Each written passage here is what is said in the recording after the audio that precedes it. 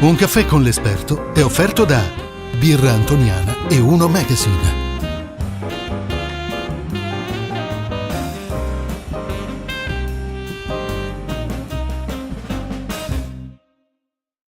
Ad un caffè con l'esperto, come si dice, apriamo un nuovo fronte, un fronte quasi spirituale, perché è la prima volta che ospitiamo, mi auguro non sia l'ultima, un appartenente appunto al clero, si usa ancora dire così.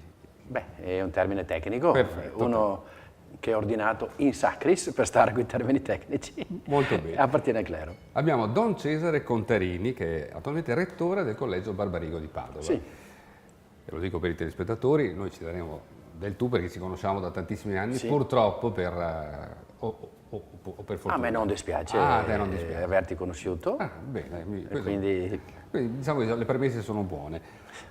61 anni, nato a Feriola di Teolo sotto il segno dello Scorpione. è vero. È vero. Sì. Tu sai che ho la fissa dello zodiaco e quindi un prete dello Scorpione è, come dire, è un po' come... Adesso È- pesa bene le parole. In che cosa ti riconosci per quanto riguarda il segno dello Scorpione? Non conosco più di tanto i segni Allora zodiacali, vediamo un po', ti neanche le aiuto un po' io. caratteristiche dello Scorpione. Diciamo che il segno dello Scorpione è un segno molto dinamico, dominato da Marte, e quindi anche a volte anche un po' aggressivo.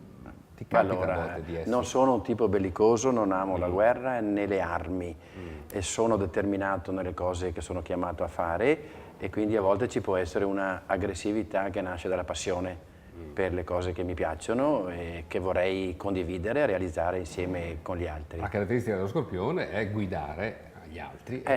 La mia vita è da tanti anni segnata da questo. 16 anni alla difesa del popolo come appunto direttore Sì. di questo settimanale della diocesi. Un'esperienza veramente importante. E questo è l'8º al Barbarigo, quindi... E questo è l'8º anno appunto Sì. al Collegio Barbarigo. Ma tornando un po' alla difesa del popolo, Sì. ti manca questo lavoro, questa passione, anche queste seccature che dirigere un settimanale regala, tra virgolette, al proprio direttore? Io ringrazio il Signore che nelle diverse occupazioni o mansioni che mi sono state affidate non ho mai avuto i rimpianti per quello che ho lasciato. E quindi ho fatto volentieri il direttore alla difesa del popolo, come prima ero stato insegnante volentieri, e adesso faccio molto volentieri il preside e il rettore a Barbarigo. Ovviamente cerco sempre di vivere per me e passare agli altri un messaggio: gli incarichi cambiano, gli amici restano. Personalmente ho affrontato il mondo giornalistico da inesperto. Ho trovato tante persone valide, simpatiche e alcune mi sono care amiche, di qualcuno ho celebrato i matrimoni, il matrimonio come una volta, insomma, certamente, e quindi non ho tempo per i rimpianti, anche perché per imprevisti e situazioni nuove la scuola non è da meno. 270 ragazzi, infatti, questo volevo ne chiederti. hai uno al giorno almeno. Volevo chiederti questo, cioè, che similitudini hai trovato tra dirigere un settimanale e dirigere invece un istituto scolastico? Ma allora, intanto ce n'è una interiore. Io sono prete e che dico sempre faccio poco il prete, nel senso che sono impegnato in ministeri, in servizi che non sono esplicitamente il fare le cose che normalmente fa un prete, no? Però ho la possibilità di incontrare tante persone di diverse situazioni, ambienti, storie e con un incarico che è proteso verso il fuori. Ecco, la cosa che a mio livello interiore, spirituale, per usare l'aggettivo tuo iniziale, mi riguarda, mi interessa, mi piace di più, è dire cerco di fare il servizio in modo tale da fare apprezzare il motivo per cui lo faccio. Perché cerco di voler bene alle persone, di essere utile alle persone, di dare una testimonianza del Vangelo anche da direttore del giornale o da preside di una scuola.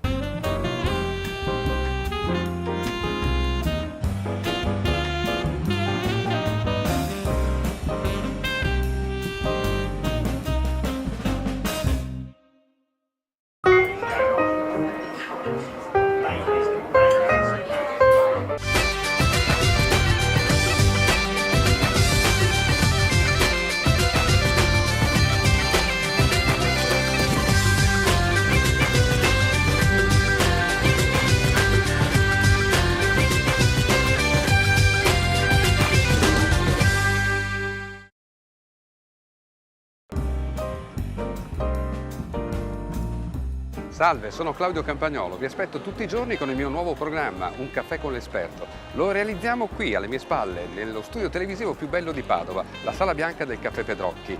Ogni giorno un esperto ci parlerà della sua professione, della sua vita, delle sue esperienze. Vi aspetto tutti i giorni sul canale 15 di Serenissima Televisione, grosso modo verso l'ora del TG.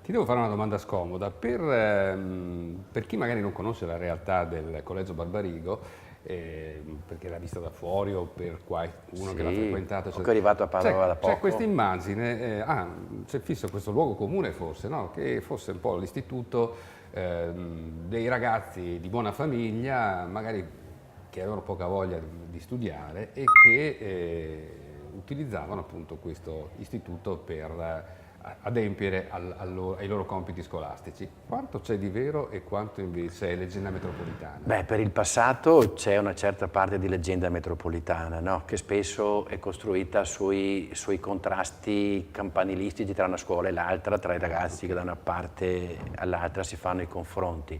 Per il presente, intanto, non tutti i ragazzi sono di buona famiglia, intendendo di grandi capacità economiche.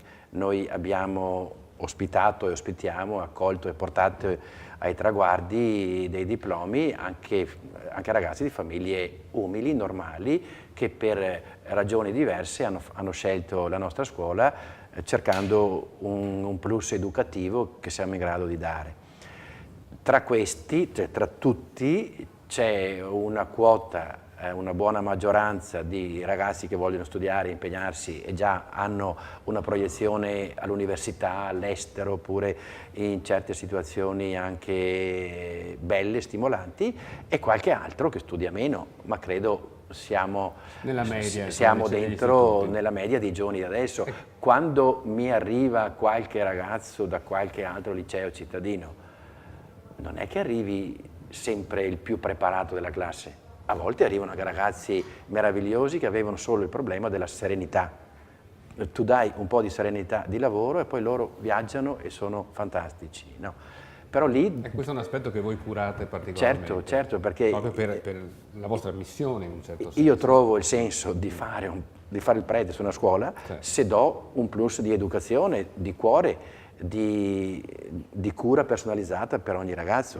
Quest'anno noi abbiamo portato alla maturità in luglio oltre 70 ragazzi, tutti ammessi, tutti promossi. Avevo un dossier così di certificazioni cliniche, di problemi documentati a livello neurologico, neuropsichiatrico, eccetera. E quindi con dei percorsi personalizzati, un'attenzione e cura anche con la telefonata al secondo giorno di assenza, come va, cosa c'è, cosa non c'è, li porti al traguardo. Ma non c'è una certa eccessiva vulnerabilità del ragazzo? Ci sono molti ragazzi vulnerabili e noi adulti dovremmo domandarci perché intanto, no? Per capire se siamo noi adulti perché lavoriamo troppo, perché torniamo a casa la sera senza sapere com'è andata la giornata del figliolo, perché abbiamo le nostre complicazioni affettive, familiari, distruzioni di famiglia, eccetera, diamo ansia ai ragazzi. E comunque mi chiedo, se un ragazzo, una ragazza a 16-18 anni ha problemi di ansia seri, una scuola, e questa è la scuola dello Stato italiano, cioè la scuola pubblica italiana, e siamo con una scuola pubblica, non statale ma pubblica, che ha il compito di curare il successo formativo e scolastico dei ragazzi. Cosa deve fare? Ci sono anche leggi che tutelano i ragazzi, che dicono chi ha dei bisogni educativi speciali ha diritto a un trattamento scolastico speciale, che non vuol dire non farlo studiare, ma per esempio agevolarlo in alcune situazioni. Certamente lì ci vuole il buon senso di famiglia e scuola, ovviamente triangolando poi sul ragazzo, sulla ragazza che deve essere informato e deve crescere, e dire facciamo il meglio per te.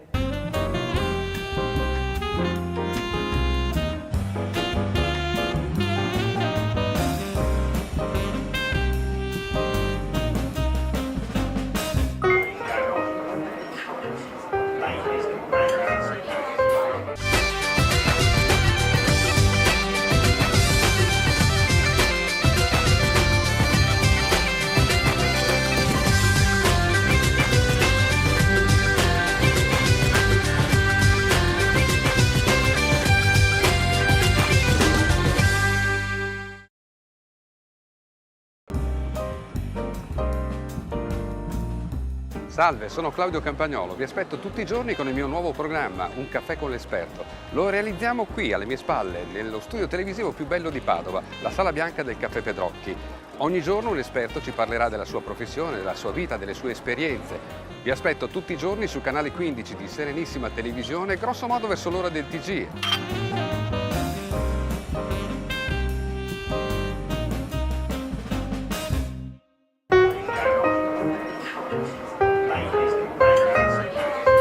Voi avete anche dei seminaristi all'interno del...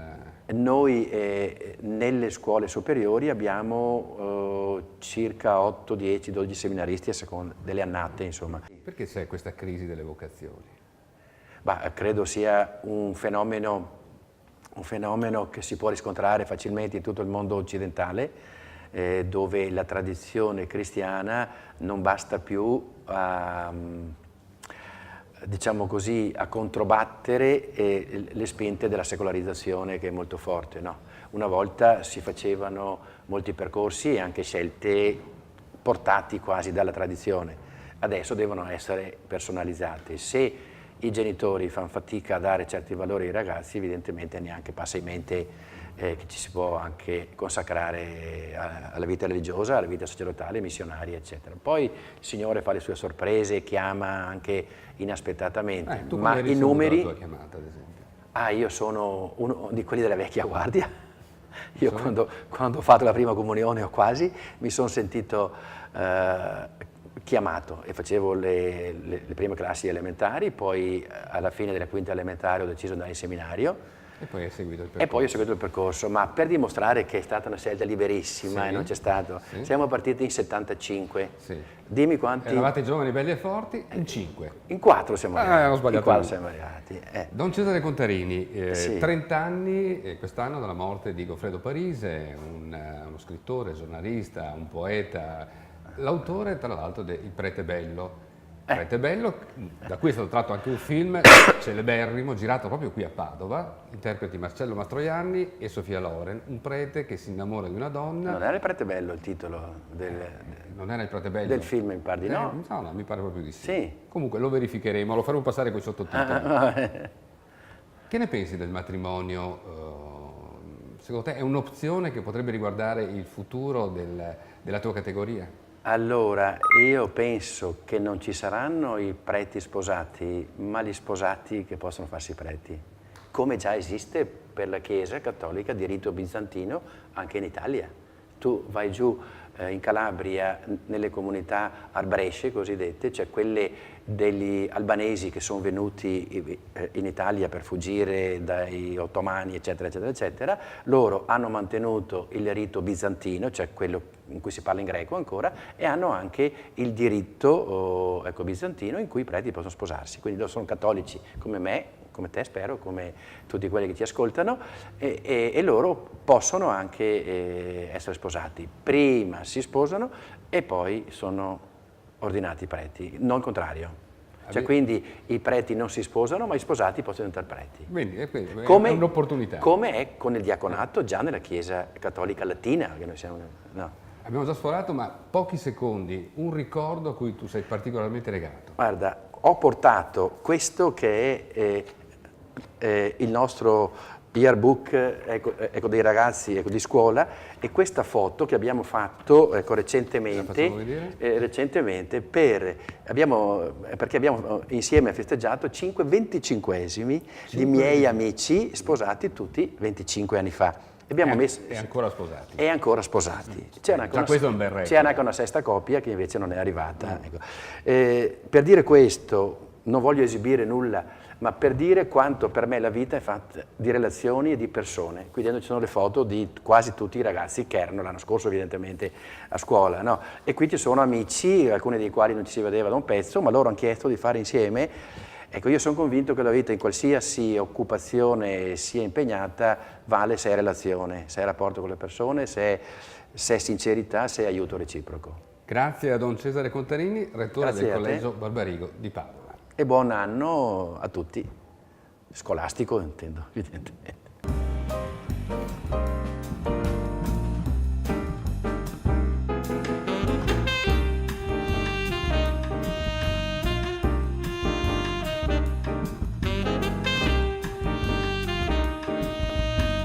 Un caffè con l'esperto è stato offerto da Birra Antoniana e Uno Magazine.